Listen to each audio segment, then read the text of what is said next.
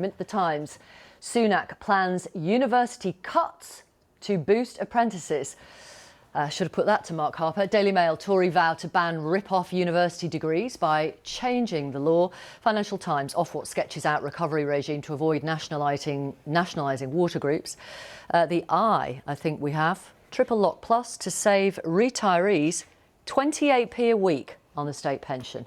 And then front page of The Guardian. Israeli spy chief threatened ICC official over war crimes inquiry. Right, Sir Ed Davey, leader of the Lib Dems, got on a paddleboard today, and guess what happened?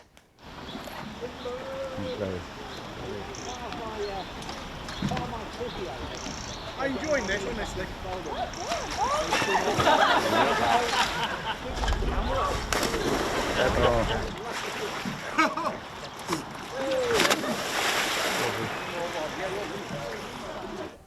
Did it look a little bit staged? I wonder. Sir Ed Davey has been in touch with a message for you. I hear people wonder whether I fell in deliberately at the Wyndham election. I fell in 5 times. They were not all intentional, but it was a serious message about the fact that sewage is a big problem, not just in the Lake District, but in lakes and rivers and beaches across our country. And the issue about sewage be on the ballot paper on July the 4th. I know you're revamping NewsNight. I hope it goes really well. The best of luck, and I'm looking forward to being on your programme. So, is that going to happen? People will fall off paddleboards in election campaigns. I hope you didn't swallow anything in there. So there's a lot of sewage in our waterways. 14 years of a Tory government. It looked pretty staged to me. And I have to say that I saw one person say that that's the biggest splash they're going to make in the campaign.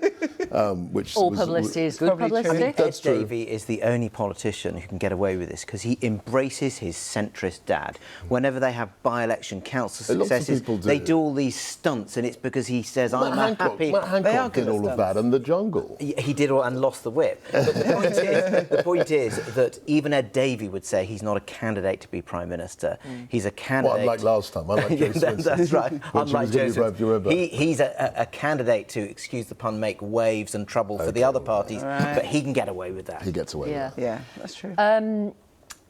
But in terms of his team around him going, OK, let's put you on a paddleboard, are they thinking it wouldn't really be a disaster if you fell off? Yeah, of course they loved it. I mean, they were, he's got We're talking about it.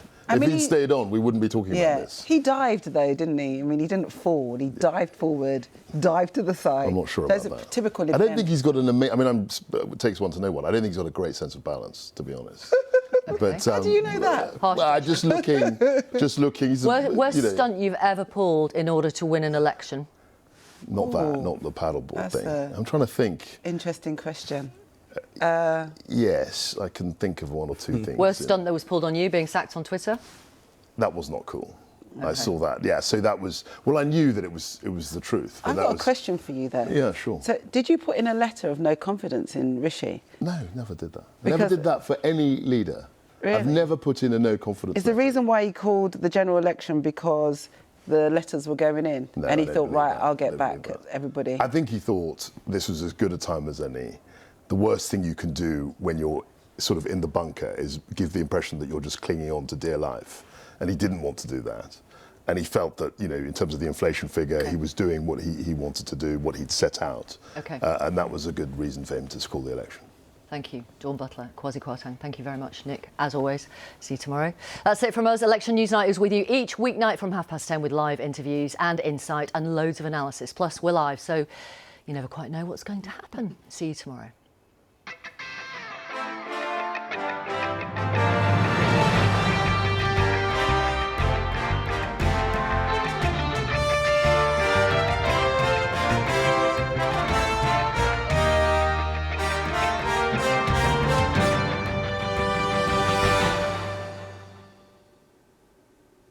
Hello, I'm Martine Croxall. You're watching BBC News. In the next hour, we'll bring you the latest news from around the world, including the wars in Gaza and Ukraine and the Donald Trump hush money trial. And we'll take you through tomorrow's front pages. Sounds familiar. But we begin with the general election campaign. The veteran MP Diane Abbott has been reinstated by Labour after she was suspended